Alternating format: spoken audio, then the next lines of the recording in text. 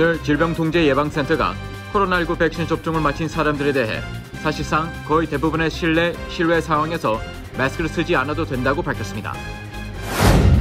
뉴저지주가 6인 이상 직원을 가진 소기업들을 대상으로 보조금 지급 프로그램 신청을 받습니다. 뉴욕시 식당과 카페 등 외식업소에서 일회용 플라스틱 빨대와 스틱의 사용이 원칙적으로 금지됩니다. 경제가 빠르게 정상화하면서 주요 대기업들이 급여를 인상하고 대기업 인력을 채용하고 있습니다. 이스라엘과 팔레스타인 간 무력 분쟁으로 100여 명이 사망하는 등 분쟁이 과격화되자 정부가 이들 지역에 대해 여행 자제 권고를 내렸습니다. 최대 송유관 운영사 콜로니얼 파이프라인이 대규모 해킹 공격을 받은 뒤 수시간 만에 해커들에게 몸값으로 $500만 가량을 지불한 것으로 나타났습니다.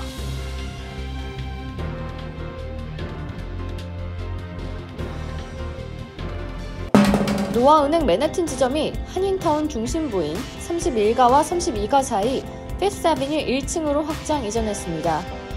동포 사회에 꼭 맞는 다양한 상품과 고객 만족 서비스로 여러분께 다가가겠습니다. 한인 비즈니스의 내일을 생각하는 은행 노아은행, 멤버 FDIC and Equal Housing Lender.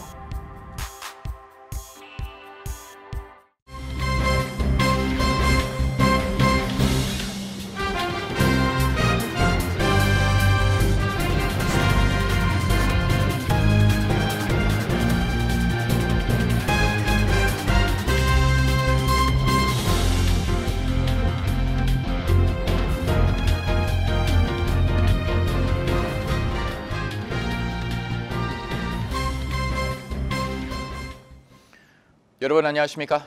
KBTV 뉴스9 이창원입니다. 팬데믹으로 1년 동안 지속됐던 마스크 규제가 일부 주에서 해제되고 있습니다. 오늘 질병통제예방센터가 코로나19 백신 접종을 마친 사람들에 대해 사실상 거의 대부분의 실내, 실외 상황에서 마스크를 쓰지 않아도 된다고 밝혔습니다. 이런 발표에 잇따라 커네티컷은 5월 19일부터 마스크 규제를 해제하고 뉴욕, 뉴저지는 아직 소식이 없습니다. 로샤 윌란스키 질병통제예방센터 국장은 코로나19 백신 접종을 마친 사람은 대부분의 실외나 실내에서 마스크를 쓰거나 사후적 거리 두기를 할 필요가 없다는 새 권고안을 발표했습니다. 덧붙여 이 권고안은 과학적으로 뒷받침되는 것이라고 전했습니다. 윌란스키 국장은 이번 규제 완화 결정의 배경으로 신규 코로나19 확진자가 3분의 1가량 줄었고 맞힐 수 있는 백신이 늘어난 데다 12세에서 15세 청소년으로도 접종 대상자가 확대됐다고 말했습니다. 또 백신 효과가 입증됐고 백신이 변이 바이러스나 전염의 차단에도 효력이 있다는 과학적 연구 결과가 나왔다고 설명했습니다. 윌란스키 국장은 다만 대중교통 수단을 타고 이동하는 여행자나 병원, 요양시설 등에서는 여전히 마스크를 써야 하며 면역체계가 손상된 사람은 마스크를 벗기 전 의사와 상의하라고 경고했습니다. CDC에 따르면 12일까지 미국에서 백신 접종한 사람은 전체 인구의 35.4%인 1억 1,763만 7천여 명입니다. 18세 이상 성인 중에서는 45.1%가 백신 접종을 마쳤습니다. 한편 전염병 학자 723명을 대상으로 한 설문조사에서 응답자의 80% 이상이 적어도 1년간 마스크를 써야 한다고 답했다고 뉴욕타임스가 보도했습니다. 또 응답자의 88%는 백신을 맞으더라도 콘서트나 시위같이 군중이 많이 몰리는 야외 행사에서 마스크를 착용할 필요가 있다고 답했습니다. 전염병 학자들은 마스크 착용이 필요한 근거로 백신 접종률이 아직 바이러스 전파를 현저하게 늦출 수 있는 일정 수준에 도달하지 않았다는 점을 들었습니다. 전문가들은 백신 접종률이 80에서 90% 수준까지 도달해야 한다고 분석했습니다. 특히 고위험군과 어린이 등 백신을 접종할 수 없는 사람들을 보호하기 위해 마스크 착용이 중요하다고 강조했습니다. 뉴저지주가 소기업들을 대상으로 보조금 지급 프로그램을 실시하고 있는 가운데 상당수 한인 세탁소, 식당, 네일숍 등이 포함되어 있는 6인 이상 직원을 가진 소기업들을 대상으로 신청을 받습니다. 김은지 기자의 보도입니다. 뉴저지 경제개발청이 진행하고 있는 소기업 긴급 지원 보조금 프로그램은 지난해 코로나19 사태 이후 네 번째로 진행되는 것으로 이번에 지원되는 보조금은 소기업들이 팬데믹으로 인한 피해 내역을 정확하게 증명하면 상환 의무가 없는 재난지원금 성격의 보조금입니다. 이번에 신청을 할 수 있는 소기업은 지난달 사전 신청을 한 뒤 이메일을 통해 승인 통보를 받은 업소여야 합니다. 혜택을 받기 원하는 6인 이상의 소기업들은 각종 프로그램 신청 홈페이지에 접속하면 각종 정보를 얻고 온라인으로 신청을 할 수도 있습니다. 뉴저지주는 공식적으로 직원 500명 이하를 소기업으로 분류하지만 소기업 긴급 지원 보조금 프로그램은 이들 중에서 자금력이 상대적으로 떨어지는 50인 이하 소기업들만이 대상입니다. 3차 지원 때 2만 개 소기업에 총 1억 4,700만 달러를 지원했으며 이번 4차에 8,500만 달러가 지급될 예정입니다. 부문별로는 식당과 주점 3,500만 달러, 차일드케어 센터와 유치원 등이 1,000만 달러, 직원 5인 이하 마이크로 업소에 2,500만 달러, 6인에서 50인 이하 소기업에 1,500만 달러가 배정됐습니다. 한편 혜택을 받는 보조금 액수는 규모별로 차이가 있는데 마이크로 업체는 1만 달러까지, 직원 6인에서 25인 소기업은 1만 5천 달러까지, 직원 26인에서 25인 소기업은 2만 달러까지입니다. KBTV 뉴스 김은지입니다. 뉴욕시 식당과 카페 등 외식업소에서 일회용 플라스틱 빨대와 스틱의 사용이 원칙적으로 금지됩니다. 플라스틱 쓰레기는 분해되지 않아 물고기 등 해양 생태계를 위협하는 주범으로 알려져 있습니다. 뉴욕시 의회는 본회의를 열고 일회용 플라스틱 빨대 사용 제한, 공립학교 음식물 쓰레기 감소 방안 등 환경을 보호하기 위한 조례안들을 통과시켰습니다. 조례안은 식당과 카페 등 식품 서비스를 제공하는 업종에서 손님에게 일회용 플라스틱 빨대나 스틱 등을 제공하는 것을 금지하는 내용입니다. 플라스틱 빨대는 장애 등의 이유로 꼭 필요로 하는 손님이 요구하는 경우에만 제한적으로 제공하도록 하고 분해가 가능한 소재로 만들어진 빨대의 사용을 권장하도록 하고 있습니다. 이 조례안은 오는 11월 1일 발효됩니다. 이와 함께 통과된 조례안인 공립학교 음식물 쓰레기 감소 의무화 방안은 교육국 주도로 공립학교에서 배출하는 음식물 쓰레기를 줄이기 위한 계획을 개발하고 시행할 것을 의무화하는 내용입니다. 교육국은 계획 안의 실행을 위해 시 청소국과 협력하도록 하고 연간 보고서를 발간해야 합니다. 또 앞으로 사용이 대폭 확대될 것으로 보이는 전동 스쿠터 공유 서비스의 안전을 강화하기 위한 조례안도 의결 처리했습니다. 시 교통국의 승인 없는 전동 스쿠터 공유 서비스 운영을 금지하고 각 전동 스쿠터에 허가를 받을 것을 의무화합니다. 경제가 빠르게 정상화하면서 주요 대기업들이 급여를 인상하고 대규모 인력을 채용하고 있습니다.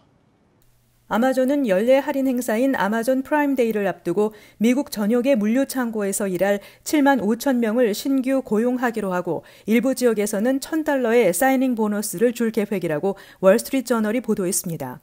신규 채용 인원은 미국 내 전체 인력의 8% 규모로 시간당 평균 $17의 급여를 제시하고 있습니다. 아마존의 통상적인 초봉은 시간당 $15입니다. 아마존은 지난달에도 50만 명 이상이 기존 시간제 근로자들의 급여를 시간당 50센트에서 $3 인상한다고 발표한 바 있습니다. 코로나19 사태 이후 소비자들의 온라인 쇼핑 의존도가 높아지며 실적이 더욱 좋아진 아마존이 임금을 올리면서 고용에 나서는 것은 기업 간 인력 쟁탈전이 치열하기 때문입니다. 맥도널드도 미국 내 직영점 660곳에서 일하는 36,500명의 직원을 대상으로 임금을 평균 10% 인상하며 앞으로 3개월 동안 10,000명을 신규 고용할 계획이라고 밝혔습니다. 이번 조치로 시간당 평균 $12를 받는 직영점 일반 직원들은 앞으로 시간당 최소 $11에서 최대 $17를 받게 됩니다. 현재 시간당 $16에서 $18를 받는 관리직 임금도 $15에서 $20로 인상됩니다. 맥도널드 직영점은 전체 매장의 5%에 불과하지만 나머지 95%의 가맹점도 임금 인상 대열에 동참할 것으로 보입니다. 앞서 멕시코 식당 프랜차이즈 치폴레는 2,800여 개 체인점에서 일하는 직원들의 임금을 6월 말까지 시간당 평균 $15로 인상하겠다는 계획을 밝힌 바 있습니다. 이스라엘과 팔레스타인 간 무력 분쟁이 격화하자 정부가 이들 지역에 대해 여행 자제 권고를 내렸습니다. 현재까지 100여 명이 사망했고 1,000여 명이 부상을 입었습니다. 국무부는 이스라엘에 대한 여행 경보 수준을 전체 4단계 중 3단계로 상향했습니다. 국무부는 무력 분쟁과 사회 불안 등을 이유로 이스라엘 여행을 제공할 것을 권고한다면서 자가지구는 물론 예루살렘을 포함한 이스라엘 남부 및 중부 지역에 걸쳐 로켓포 공격이 영향을 미치고 있다고 밝혔습니다. 팔레스타인 자가지구에 대해서는 코로나19와 테러, 사회 불안, 무력 충돌 등을 이유로 요르단강 서안 지구는 코로나19를 이유로 각각 여행 금지를 권고했습니다. 앞서 정부는 코로나19 백신 접종이 빠르게 진행된 이스라엘에 대해 여행 경보를 3단계에서 2단계로 낮췄지만 무력 충돌이 격렬해지자 사흘 만에 다시 이를 상향한 것입니다. CNN 비즈니스에 따르면 델타 항공은 뉴욕 JFK 공항과 이스라엘 텔아비브 간 항공편 6편을 취소했습니다. 아메리칸 항공과 유나이티드 항공도 이스라엘 텔아비브 노선을 운영하지 않기로 했습니다. 이들 항공사는 여행 연기를 발령, 추가 수수료 없이 예약을 변경할 수 있도록 했습니다. 독일 루프트한자와 영국 항공도 텔아비브 노선을 취소했습니다. 경보 조치에 따라 가자 지역에서는 미국 정부 서비스도 일시적으로 제한될 것으로 보입니다. 국무부는 정부 직원들의 방문이 금지되는 만큼 미국 정부는 가자 내 미국 시민에 대한 긴급 서비스 제공도 할 수 없다라고 설명했습니다. 최대 송유관 운영사 콜로니얼 파이프라인이 대규모 해킹 공격을 받은 뒤 수시간 만에 해커들에게 몸값으로 $500만 가량을 지불했다고 언론이 보도했습니다. 앞서 몸값을 지불할 의사가 없다는 보도와 상반되는 것입니다. 콜로니얼은 지난 7일 해킹 공격을 당한 지 수시간 만에 동유럽의 해커들에게 거의 $500만 지불했다고 2명의 소식통이 블룸버그 통신에 전했습니다. 회사 측은 추적이 어려운 가상화폐로 이 금액을 전달했고 연방정부도 콜로니얼이 몸값을 지불한 사실을 알고 있다고 또 다른 관계자가 밝혔습니다. 텍사스주 걸프만에서 동부 뉴저지주까지 총 연장 5,500여 마일의 송유관을 운영하는 콜로니얼은 7일 오후 랜섬웨어 공격으로 시스템에 문제가 생기자 모든 시설 가동을 중단했습니다. 연방수사국은 지난해 급부상한 신생 해킹단체 다크사이드를 범인으로 지목했고 다크사이드도 자신들의 소행임을 시사하는 성명을 올린 바 있습니다. 동유럽 또는 러시아에 기반을 둔 것으로 추정되는 다크사이드는 지난해 8월 이후 주로 영어권 서방 국가들의 80개 이상 기업을 상대로 랜섬웨어 공격을 저질러 수백억 달러의 손실을 입힌 것으로 전해졌습니다. 이들은 주로 악성 코드를 이용해 피해 기업의 컴퓨터 시스템에 침입한 뒤 파일을 암호화하고 인질로 잡힌 데이터를 풀어주는 대가로 금전을 요구합니다. 뉴욕타임즈와 로이터 통신은 익명의 소식통을 인용해 콜로니얼 파이프라인이 몸값을 지불할 의사가 없다고 보도한 바 있습니다. 내 집같이 편안한 은행 뉴 밀레니엄 뱅크가 뉴저지 클로스터와 뉴욕 플러싱에 새로운 지점을 오픈하였습니다. 클로스터 570 피어먼트 로드와 플러싱 141 노던 블러바드에 위치한 새 지점에서 모든 금융 업무와 혼무 기지 상담도 함께 해드립니다. Member of FDIC and Equal Housing Lender. 올해 뉴욕시장 민주당 예비선거에 출마한 앤드류 양 후보를 지지하는 한인의 후원의 밤 행사가 오는 16일 오후 6시 30분 퀸즈 플러싱에 소재한 함지박 식당에서 열립니다. 김영환 후원 회장은 뉴욕시 최초 아시안 시장 당선을 위해 보다 많은 한인들이 참여해주길 바란다며 코로나19로 인해 참석이 제한돼 링크를 통해 티켓 구입 후 참석 여부를 알려주길 바란다고 말했습니다. 이날 행사에는 롱김 뉴욕주 하원 의원도 참석해 한인 사회에 지지를 당부할 예정입니다. 티켓은 앤드류 양 후보 캠페인 웹사이트를 통해 구입할 수 있습니다. CDC에서 새로운 마스크 가이드라인이 나오면서 각 주에서는 새로운 가이드라인에 따른 변화에 대해 발표가 이어지고 있는 가운데 뉴욕과 뉴저지는 현행 마스크 규정을 유지하기로 한 반면 코네티컷은 당장 다음 주부터 마스크 의무화 규정을 없애겠다고 나서면서 관심이 모아지고 있습니다. 뉴저지주는 야외에서도 사회적 거리두기가 불가능한 경우에는 마스크를 착용해 줄 것을 당부하며 유보적인 입장을 내보이고 있습니다. 특히 뉴저지주 보건국은 특정 인종의 경우 상대적으로 백신 접종률이 낮다고 지적하면서 이러한 낮은 백신 접종률과 같은 상황에서는 아직은 시기상조라는 입장입니다. 한편 뉴욕주는 현재 검토 중이라는 입장을 내놓으면서도 아직까지 마스크 착용을 권장하고 있습니다. 이런 가운데 일각에서는 파우치 소장의 발언을 두고 각기 다른 해석을 전하고 있습니다. 파우치 소장은 백신을 접종받은 사람들에 한해서 실외에서 마스크 착용이 필요 없다는 입장일 뿐 여전히 사회적 거리두기가 불가능한 콘서트장과 같은 곳에서는 마스크 착용이 필요하다는 입장이라고 전하고 있습니다. 뉴욕시가 코로나19 백신 접종을 늘리기 위한 방안으로 도입한 MTA와 롱아일랜드 레일로드 시설 내 백신 접종 사이트가 오픈한 지난 13일 첫날 총 1,100여 명의 시민들이 접종받은 것으로 나타났습니다. 이번에 오픈한 MTA 시설 내 백신 사이트 가운데 그랜드 센트럴에서만 260여 명이 접종을 받은 것으로 알려졌습니다. 브롱스 지역에 설치된 180가에서는 115명이 접종받는 등 뉴욕시 전역에서 백신 접종이 이어졌습니다. 뉴욕 주지사 사무실은 현재 운영 중인 사이트를 시민들에게 알리면서 접종을 당부했습니다. MTA 측은 접종을 마친 시민들에게 일주일치 메트로카드 또는 2일치 열차 승차권을 제공하고 있습니다. 현대차 그룹이 미국 현지에서 전기차 생산에 나서는 등 올해부터 2025년까지 5년간 미국에 약 8조 원 규모의 대규모 투자를 단행합니다. 조 바이든 행정부가 강력히 추진하는 그린 뉴딜 및 바이 아메리칸 전략과 이와 연계한 전기차 정책 등에 선제적으로 대응하겠다는 의지의 차원으로 해석됩니다.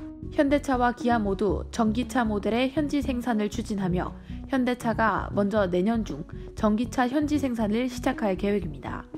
현대차는 올해 가을부터 미국에서 본격적으로 그들의 첫 전기차인 아이오닉5를 판매할 예정인 가운데 전기차 현지 생산을 통해 미국 내 전기차 시장 점유율을 확대한다는 보관입니다. 업계에서는 미국 전기차 시장이 2025년 240만 대, 2030년 480만 대, 2035년 800만 대 등으로 크게 확대될 것으로 전망하고 있습니다. 잠시 후 커뮤니티 브리핑을 전해드립니다. 노아은행 맨해튼 지점이 한인타운 중심부인 31가와 32가 사이 피프스 애비뉴 1층으로 확장 이전했습니다. 동포 사회에 꼭 맞는 다양한 상품과 고객 만족 서비스로 여러분께 다가가겠습니다. 한인 비즈니스의 내일을 생각하는 은행 노아은행, 멤버 FDIC and Equal Housing Lender.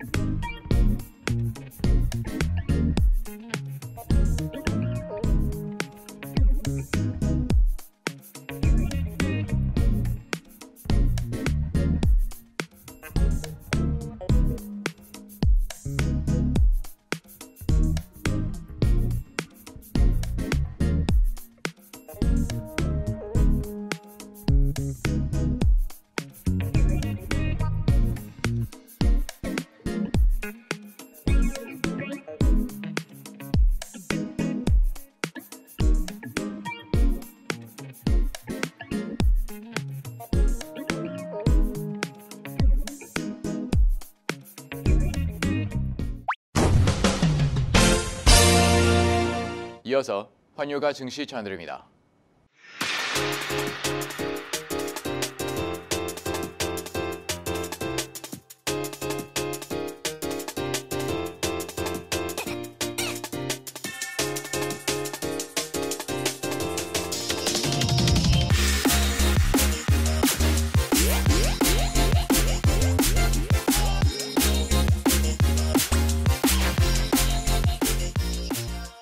잠시 후 뉴욕과 뉴저지 날씨 전해드립니다.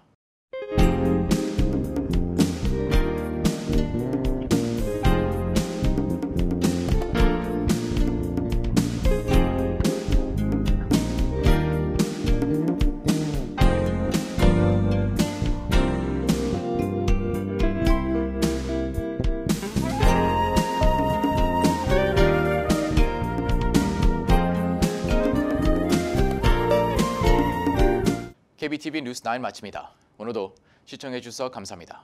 편안한 밤 보내시기 바랍니다.